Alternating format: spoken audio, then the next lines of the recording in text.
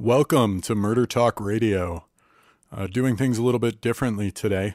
This episode, episode 3, the Untold Story of Delia Day, is cut together from the Ask Me Anything live Q&A that Victoria did on the Victoria Evans YouTube channel.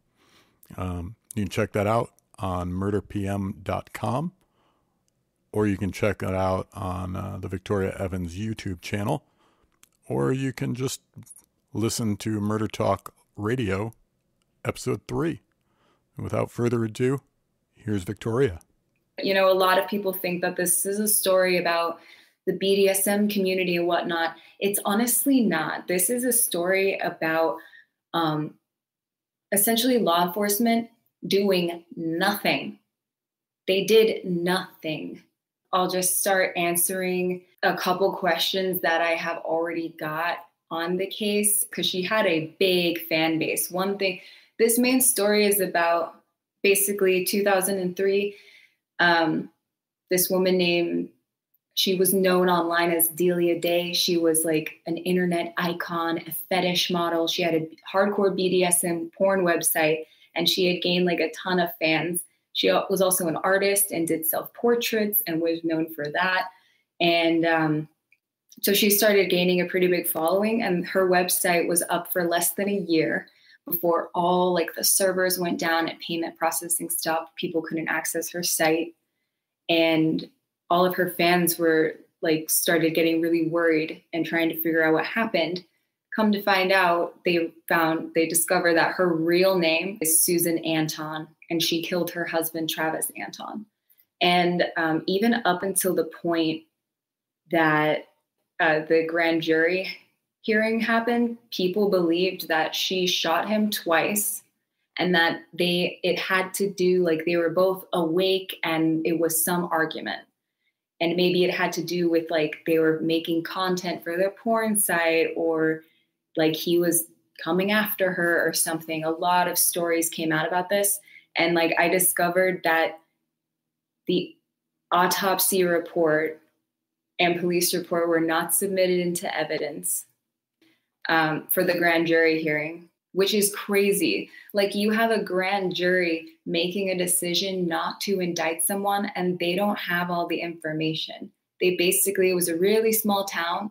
Basically, they just printed out a couple pages from her porn site, which was like all bondage and stuff.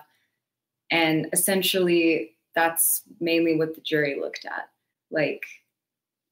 And then the police had said, like, we recommend that the jury not indict this woman. And so they didn't. It was all very, very quick. And people have been wondering, like, what the hell happened? So she shot him 3 times while he was asleep.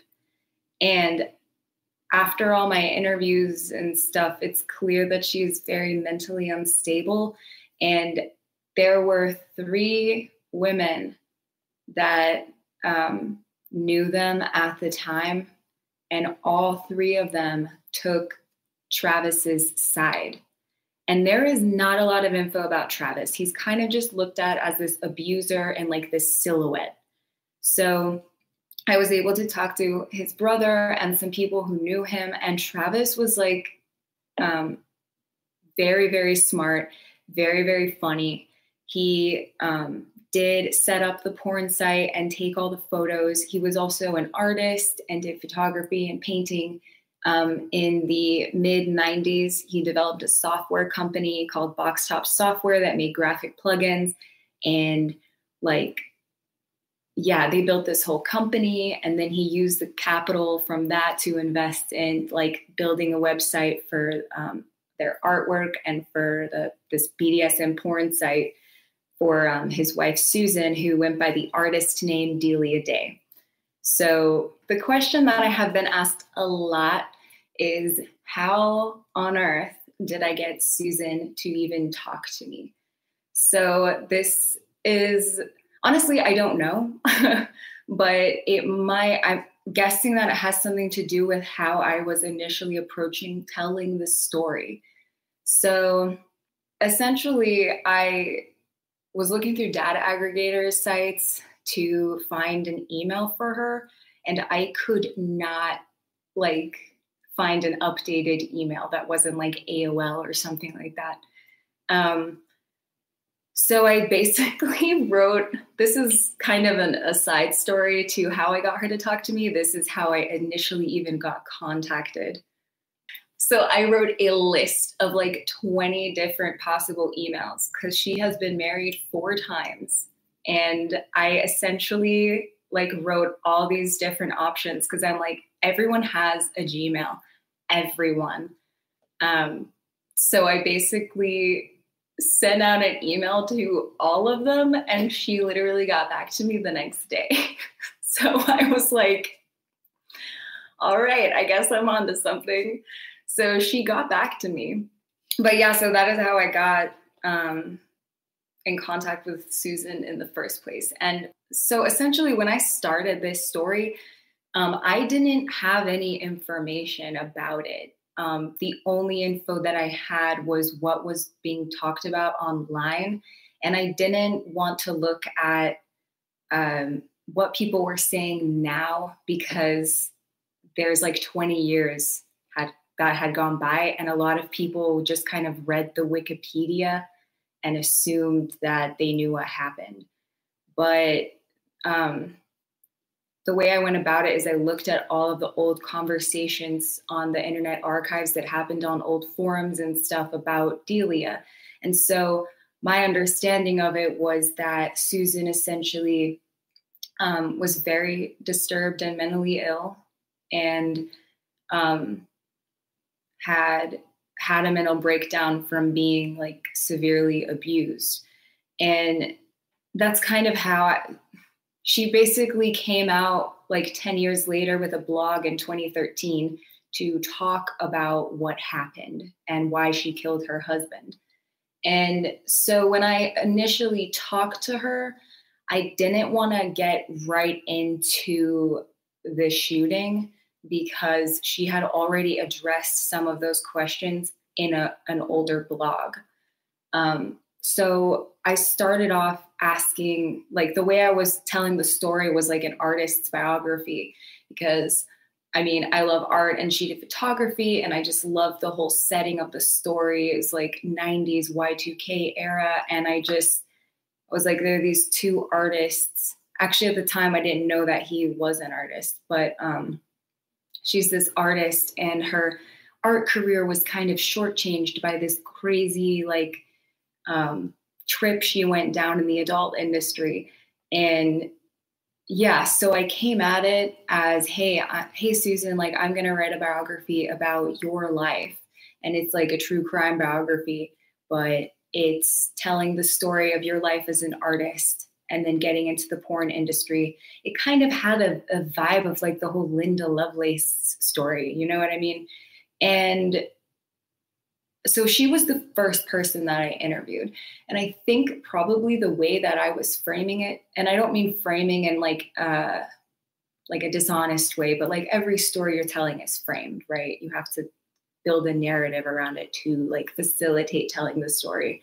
So I think because I framed it that way for her, it was comfortable. And then the longer our conversations progressed, the more uncomfortable she became, because like she was the first person I interviewed. So I didn't have the police report, the autopsy report, and all of my other interviews to figure out, you know, what I should bring up and like talk to her about.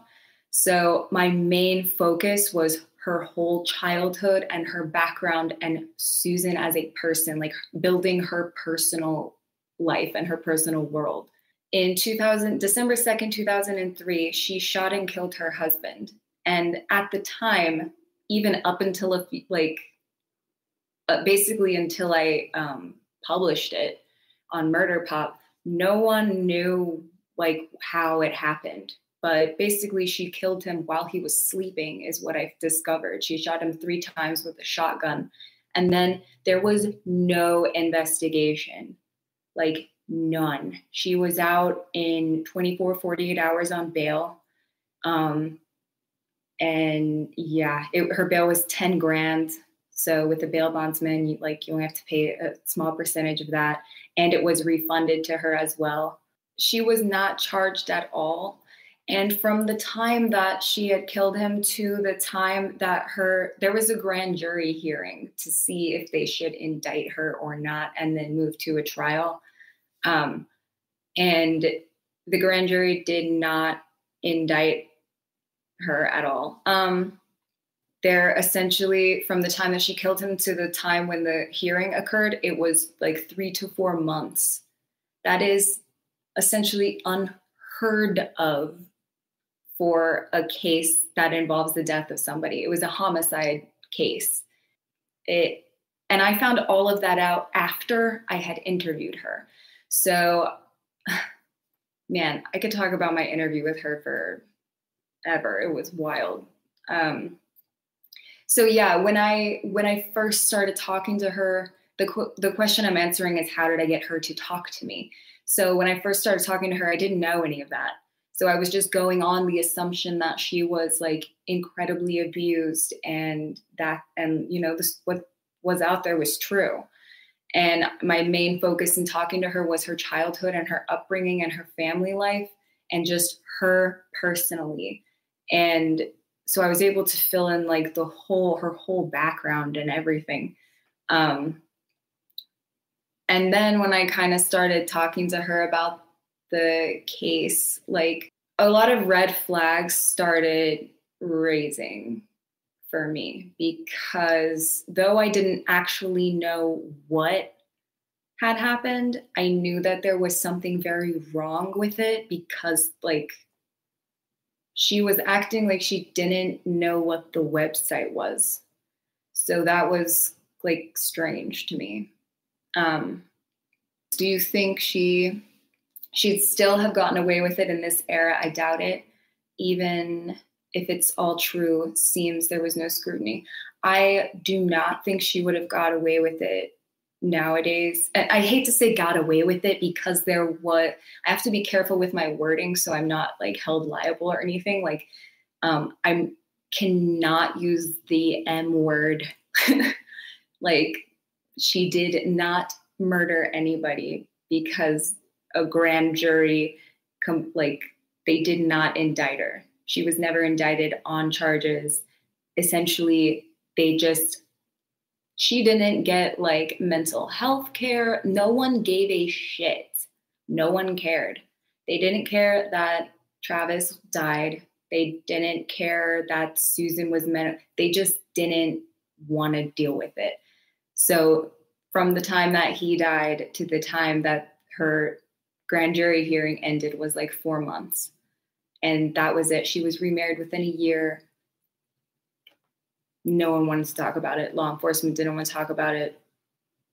Like, this entire case was completely swept under the rug. And I don't think that would happen nowadays. I think people would be on like social media blowing the shit up. But yeah. Thank you, Bernie Byrne, for subscribing. I'm glad you like the Keys documentaries and all the videos. Hi, buddy. If you guys hear a mouth breather, it's the dog. He just busted in here, burst through the door. Okay. Hi. Want to say hi? Hey, sweet boy. Okay.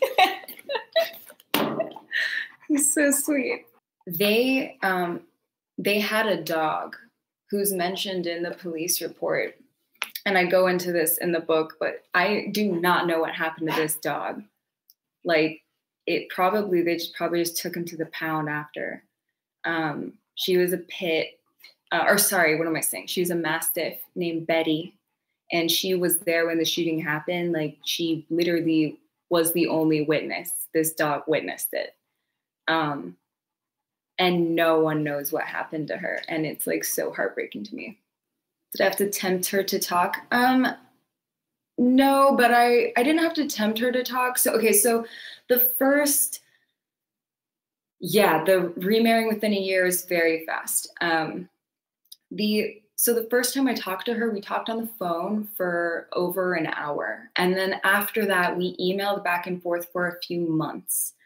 And she is very good with writing and like constructing emails and typing. Like her responses are much more coherent. But on the phone, like she clearly struggles with a lot of anxiety, and I feel like she didn't know me. So it was understandable. It really was. Like I was, just trying to be kind and like understanding.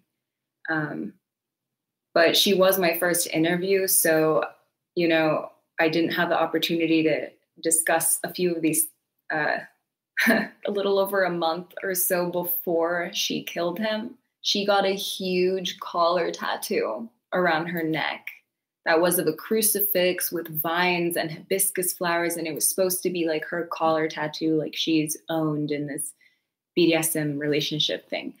That's a pretty wild thing to do, like, which makes me think that this decision to kill him. So I actually have an article that's going to go out about this on Murder Pop soon.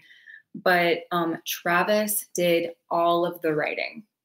Like he was her ghostwriter. And she kind of tried to, at least from my perspective, make it seem like she didn't know what the website even was. But there is a ton of evidence that she knew exactly what it was and did play a big role in the site, obviously. I mean, she's the star of the website. But yeah, so Susan talked to people on AOL, and so did Travis. But aside from that, he wrote the websites, and some of the writing people have tried to compare it and whatnot, but ultimately, he wrote the websites. So in the article, I have a bunch of examples and evidence about that. Yeah, it's kind of a consensus that he was her ghostwriter. It was essentially like a business. So he wasn't trying to hide it per se, but like Susan was not consistent enough. If the writing was left up to Susan, I don't think it would have got done. Why was there no investigation? Why was she never charged with anything? So I kind of touched on this a bit earlier, but I will elaborate. Small town Mississippi, BDSM scandal, sex slave website. It was just, no one wanted to deal with it. I think that they viewed,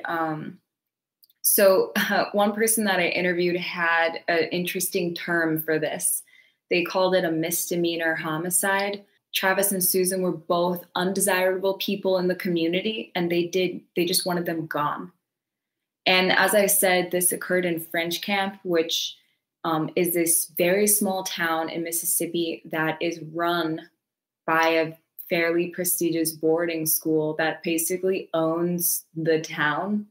So it really was, the era that this story took place in was a new frontier. Like the internet was new. And what's also so cool about this is that it involves a startup like tech company. So the whole, Travis and Susan were experimenting, like they were into some BDSM stuff, but it was like the focus was their software company, which they created graphic plugins. Oh, thanks. That's so sweet. My husband brought me coffee. He's the best. He's so sweet. Oh my God, and there's whipped cream. Amazing. So there's a lot. There are a few chapters on this, and the stories are hilarious. Like this startup tech company. Basically, Susan's first husband told me that Susan and Travis were studying art. Like they met studying art history, right? I mean, a bunch of people told me that. But he said that Susan basically stole a ton of the software from the university. Like they pirated it to use for their own company, and they went dumpster diving and took like a bunch of old computer parts, and they put together this like makeshift computer and called it Franken Mac. And Travis also started going to, he went to like one of those big Macworld conferences in San Francisco where Steve Jobs would talk. And so Travis was really into that. And yeah, he did a ton of interviews, like print interviews. Their website won some awards. They were in the newspaper. Like they were doing really well. They got to a point with their business where they were making like 30 grand a month. So that was a huge part of this story. And there are really like funny stories surrounding it. Susan also worked for the company. That really sets the tone of this story. It was really like 90s, early 2000s era, which I feel like was a special time.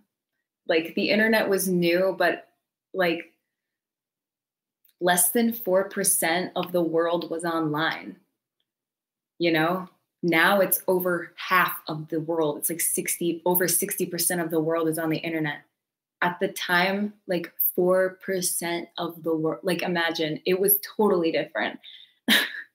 It's also interesting to go back and read in the Internet Archives what people said about this, because it reads a lot more like a serious investigation.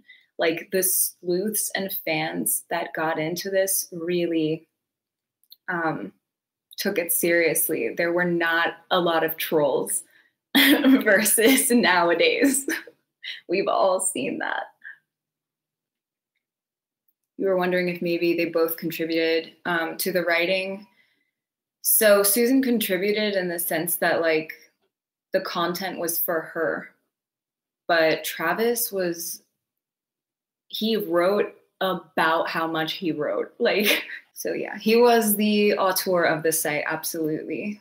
He, growing up on a farm, had to defend livestock, and there are a lot of posts that he wrote about having to shoot coy dogs, which are like coyotes and like feral dogs. And also Susan told me she said that Travis shot and killed a puppy. She said that she got a new puppy and Travis didn't like it, so he killed it. And the people who knew him were like, that makes no sense. The only way I could see Travis shooting a puppy, it would be if the dog was in pain or needed help. And like it couldn't be fixed with a vet, so he did it to put the dog out of its misery. But they were all surprised by that. And Susan gave me the timeline when that happened. And it doesn't they made a post about it on one of their sites, on their live journal account. They made a post about the dog dying. And then Susan's timeline didn't match up to that. It was like a year later. So I don't know what happened with that. A lot of people said like Travis had a very, he could be arrogant. Like he had a very strong personality, but that he wasn't unstable. So he was logical. Like you could reason with him.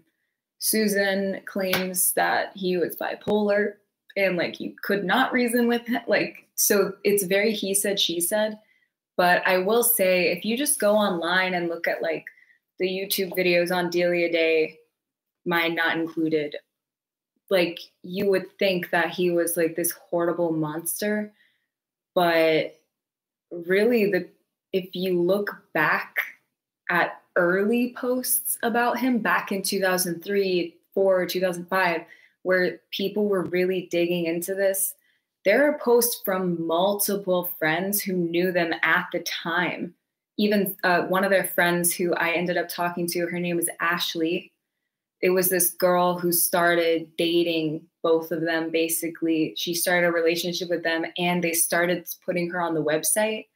I think they were branching out to put a bunch of girls on the website. And she was like Susan needs to be medicated and she needs psychiatric care. There were 3 different women who sided with Travis, which I found to be fascinating. Of course, I discovered all of this after talking to Susan, so there was no way for me to talk to her because she won't talk to me anymore, by the way. When Susan and Travis first met, they started an affair. They were both married at the time. Travis was married to his second husband. Susan was married to her first, or his second wife. Susan was married to her first husband. So without spoiling anything, to what degree do you think the BDSM stuff was consensual? Like, was she down with some of it, all of it?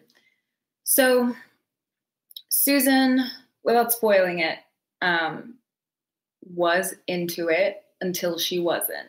Susan's first and her third husband told me that she had a hard time, like, especially her third husband said that she would change her mind a lot. Like, she had a hard time sticking with one thing. She had a lot of anxiety and avoidance problems. Out of all the internet crime lore, why did I choose this one? I think honestly because, yeah, this one was so interesting to me because of the like time period of it, and also because no one had figured it out. Like, this was unsolved. No one knew what happened. And I always felt like there was something really off about it. And it's true, like, Travis did not deserve to die. It was actually, Susan didn't claim self-defense. A lot of people still believe that this was in self-defense. And Susan's, the guy that she married less than a year after she killed Travis, he told me that she would actually get mad. She would go online and read stuff that people were saying about her, and she would get angry when people would say that it was self-defense because she said, I meant to kill him. So, like, the more I heard about this, I mean, I heard that years after the fact when I interviewed someone, but it was just that, like, I knew deep down, like, there was something so wrong with this whole story and no one had figured it out. So I was just like, I'm going to. So that's kind of why. I want to hear what you think is important. Very sweet. And I appreciate that. And I will tell you what I think is super important about this are the main, like, the crux of this story aside is like police corruption, right? Them not doing anything. And also it's very he said, she said. Like, there are some crazy accusations. Travis's first wife said that he tried to kill her. And then other people who knew his first wife said that she was absolutely nuts. And, like, it's so wild. It really does remind me of the drama level of, like, Tiger King. What I feel like is really important is there was no charge. She was in jail for 24 to 48 hours. Her mom paid her bail. And then she came back for a grand jury hearing. They did not indict her. So there was no trial. And that was it. She was done. There's not, like, a statute of limitations on that. Like, there was no mistrial. She wasn't acquitted. There's no statute of limitations that could even be in play because there was no trial. Like, she was not charged with anything. So that's part of the reason why I think this story has been so difficult to find and to uncover, because technically, like, this wasn't a crime.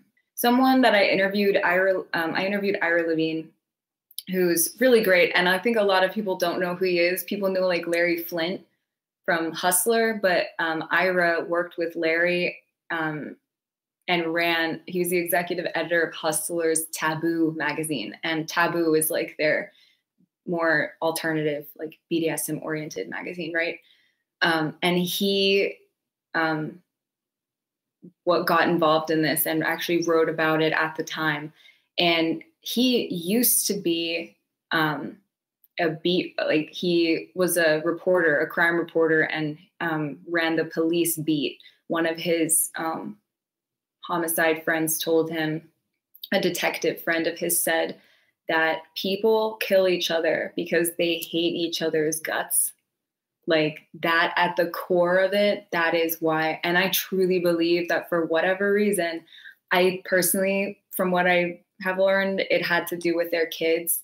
Susan and Travis were talking about divorce. She had left him twice already and came back. She was free to leave, and she could have done that again. She could have left. One woman who knew she was close with Travis at the time that he died, or at the time he was killed. She told me that Susan was a sociopath. She straight up said that, which, like, who says that? If there's like a victim of abuse, I'm thinking of similar type stories, like the Ed Bagley case. There's this guy who kept a like sex slave girl. There's nothing said about her like that. No one was like, she was a sociopath. Like, you know, like she was clearly abused.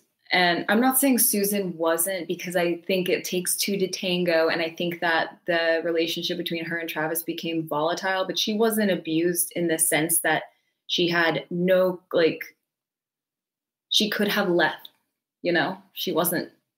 There were all these rumors that she was being like locked away in a basement and stuff. And I'm like, no, that didn't happen. He was asleep. She was free to like walk around the house. You know what I mean? Like that's, yeah. And then I think of the case of Colleen Stan, the girl in the box. I'm sure some of you have heard of that. No one was like, Colleen was a sociopath. Like, do you know what I mean? There's so much conflict, and there are honestly, like 90% of the people I talked to were in favor of Travis. There's a dead body in my closet. Misanthrope, you're boring me. I probably can kick her out of the chat. So annoying. In all of this, I don't want to hurt Susan or cause her any more stress, but like a man is dead and he did not receive justice. I think it's sad that everyone takes her side without questioning. No offense, but I can't trust just the testimony of someone that killed someone else without question. That's how I feel. Like, I'm not saying she wasn't a victim. I'm not saying she didn't suffer, because like she's clearly not okay. So to get the book, if you subscribe to murderpm.com, the book comes with your subscription. So that is TBD on the release, but if you subscribe, you will get the book. So it's pretty much like an amazing deal. Thank you so much. I'm really glad you enjoyed it. Here. If you want to subscribe, it would be incredible, because I want to be able to fund a documentary about this without bringing in outside funding, so I can make it myself. And yeah, that's pretty much my goal for the next, like my next step in this process. And yeah, so if you want to support me with that, please subscribe to murderpm.com. And if you want 15% off, go to murderpm.com/ask, ASK. The link is in the description for this video. So that expires July 4th. So you can get 15% off. I would love to be able to fund this myself or get a production deal and somehow, like, by the way, if you want to, there's a ton of stuff that I didn't mention. There's audio recordings from some of the people. There are photos. There's chapters from the book. There is so much stuff about this case and other cases, frankly. But this case on Murder PM, like, even if you're waiting to subscribe for the book, like waiting for the book to come out to subscribe, I would go ahead and subscribe now, because like there is so much content about this story. I am going to end this. Thank you guys so much. Bye.